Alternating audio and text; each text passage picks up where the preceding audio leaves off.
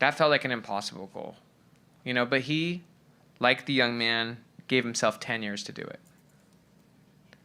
And that's natural, by the way. When we have a big goal, like he's at 2 million and he wants to get to 100 million, it seems like it probably should take 10 years to do that. That's natural. But I told him, Xavier, what would happen if you took your 100 million goal and you said, let's go for it in 3? And he's at 2.5 million. And now I'm saying, I want you to go for 100 million in 3 years. It's like like a 25x or something like that, maybe more, 30x in 3 years. So why that was important for him was this. When he moved his timeline forward, he realized that even though he said his goal was 100 million, he wasn't solving how to have a $100 million business.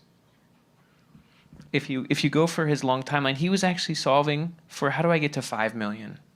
Because he's at 2.5. So he was solving for the next linear step. How do I get to 5 million? But that's a fundamentally different question than how do I solve 100 million?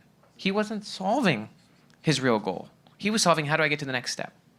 And building a business to 5 million is very different decisions.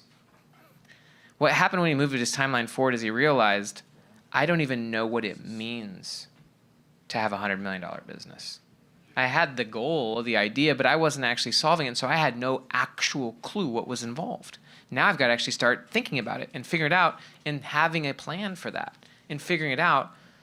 But also, he used that goal to look at everything he was doing.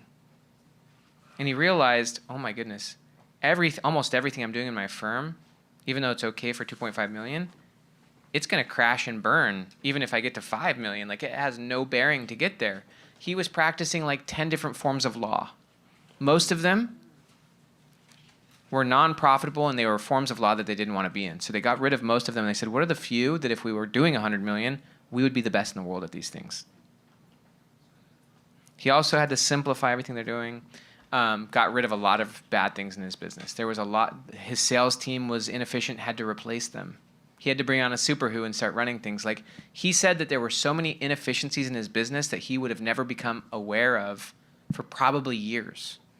But all of those things were happening in his business, and had he not moved the timeline forward, he would have never had to start thinking about those things. Now he's actually trying to solve 100 million, and now he's developing mentorships and partnerships with people who have built 100 million plus businesses. Now he's learning those things, right, to the idea of research. But none of those things he would have done if his goal was 10 years away,